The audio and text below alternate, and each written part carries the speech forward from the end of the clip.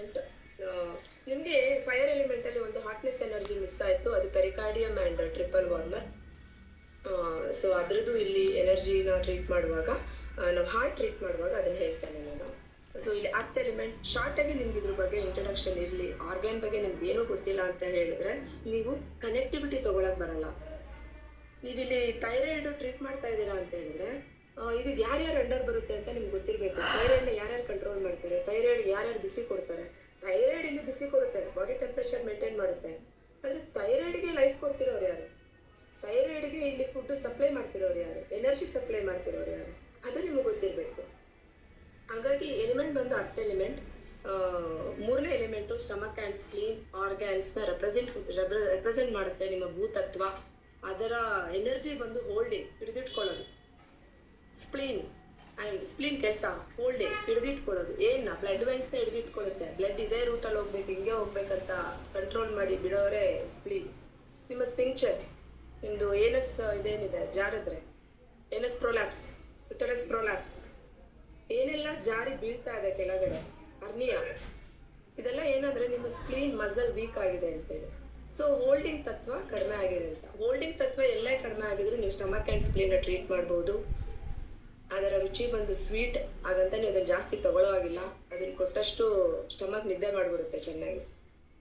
ಹಂಗಾಗಿ ಯಾರಾದರೂ ತುಂಬ ಹೀಟ್ ಇರೋರು, ಗ್ಯಾಸ್ಟ್ರಿಕ್ ಇರೋರು ಸ್ವೀಟ್ ತಗೊಳ್ಬೋದು. ಅದ್ರದ್ದು ಏನೇನು ಕಂಟ್ರೋಲ್ ಮಾಡುತ್ತೆ? ಡೈಜೆಷನ್, ಅಸಿಮಿಲೇಷನ್ ಆಗಬೇಕು.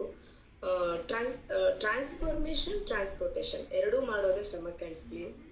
ಸೊ ನಿಮ್ಮದು ಮಾಸ್, ನಿಮ್ಮ ಮಸಲ್, ನಿಮ್ಮ ತೂಕ ಎಷ್ಟಿದೆ ಅನ್ನೋದು ಸ್ಟಮಕ್ ಆ್ಯಂಡ್ ಸ್ಪ್ಲೀನ್ನ ಒಂದು ಎನರ್ಜಿ ಮೇಲೆ ನಿಂತಿರುತ್ತೆ.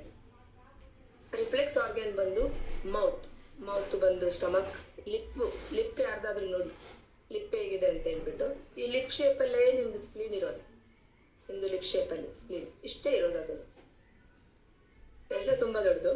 ರಿಫ್ಲೆಕ್ಸ್ ಆರ್ಗ್ಯಾನು ಗೊತ್ತಾಯ್ತಲ್ವಾ, ಅದ್ರ ಕಲರ್ ಬಂದು ಎಲ್ಲೋ ಇಂಡಿಕೇಟ್ ಮಾಡುತ್ತೆ. ಹಳದಿ ಬಣ್ಣದಂಥ ಫುಡ್ಗಳೇನೇನಿದೆ ಅದು ನಿಮ್ಮ ಸ್ಟಮಕ್ ಆ್ಯಂಡ್ ಸ್ಪ್ಲೀನ್ನ ಸ್ಟ್ರೆಂತ್ ಮಾಡುತ್ತೆ. ನಾಲ್ಕನೇ ಎಲಿಮೆಂಟ್ ಬಂದು hair and metal, representing organ lung and large intestine. ಇದು ನಿಮ್ಮ ಡ್ರೈನೆಸ್ ಎನರ್ಜಿನ ಕೊಡುತ್ತೆ. ಇದು 40 ವರ್ಷದ ಮೇಲ್ಪಟ್ಟವ್ರಿಗೆ ನೀವು ನೋಡ್ಬೋದು. ಅವರಲ್ಲಿ ಎನರ್ಜಿ 40 ವರ್ಷ ಆದಮೇಲೆ ಎನರ್ಜಿ ಡಿಕ್ಲೈನ್ ಆಗ್ತಾ ಬರುತ್ತೆ, ಕಡಿಮೆ ಆಗ್ತಾ ಬರುತ್ತೆ. ಸೊ ಅಲ್ಲಲ್ಲಿ ಸುಕ್ಕುಗಳು ಕಾಣಿಸ್ಕೊಳ್ಳೋದು. ಇನ್ನೊಂದು ಇದೇ ಥರ ನಿಮ್ಮ ಬಾಡಿನಲ್ಲೂ ಕೂಡ ಎನರ್ಜಿ ಕಡಿಮೆ ಆಗ್ತಾ ಬರುತ್ತೆ.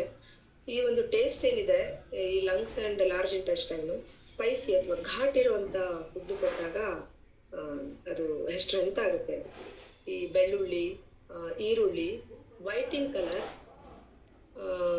ಟೇಸ್ಟಿನ ಪಂಜೆಂಟ್ ಅಂದರೆ ಘಾಟು ಅಂತ ಹೇಳ್ತೀವಲ್ಲ, ಆ ಘಾಟು ಕೊಡುವಂಥ ಒಂದು ಪದಾರ್ಥ ಏನಿದೆ, ಕಲರ್ ವೈಟಲ್ಲಿದ್ದು ಘಾಟು ಇದಿದ್ರೆ, ರುಚಿ ಇದ್ರೆ, ಅದು ನಿಮ್ಮ ಲಂಗ್ಸ್ನ ಸ್ಟ್ರೆಂತ್ ಮಾಡುತ್ತೆ. ಮೂಲಂಗಿ, ಆನಿಯನ್ ಆ್ಯಂಡ್ ಗಾರ್ಲಿಕ್, ಬೆಳ್ಳುಳ್ಳಿ ಎಷ್ಟು. ನೀವು ರಿಫ್ಲೆಕ್ಸ್ ಯಾವುದು ನಿಮ್ಮ ಲಂಗಲ್ಲಿ ಏನೇ ವ್ಯತ್ಯಾಸ ಆದರೂ ನೋಸಲ್ಲಿ ತೋರಿಸು, ನಿಮ್ಮ ರೋಸಲ್ಲಿ. ಸೊ ನೋಸ್ನೆಲ್ಲ ಟ್ರೀಟ್ಮೆಂಟ್ ಕೊಡುವಾಗ ಲಂಗ್ಸ್ಗೂ ಟ್ರೀಟ್ಮೆಂಟ್ ಕೊಡಬೇಕು. ನೀವು ಥ್ರೋಟಿಗೆಲ್ಲ ಟ್ರೀಟ್ಮೆಂಟ್ ಕೊಡುವಾಗ ಲಾರ್ಜ್ ಇಂಟೆಸ್ಟೈನ್ಗೂ ಟ್ರೀಟ್ಮೆಂಟ್ ಕೊಡಬೇಕು. ನಿಮ್ಮ ಲಾರ್ಜ್ ಇಂಟೆಸ್ಟೈನಲ್ಲಿ ಏನಾದರೂ ವ್ಯತ್ಯಾಸ ಆಗ್ತಾ ಇದ್ರೆ it reflects in your throat. Next elements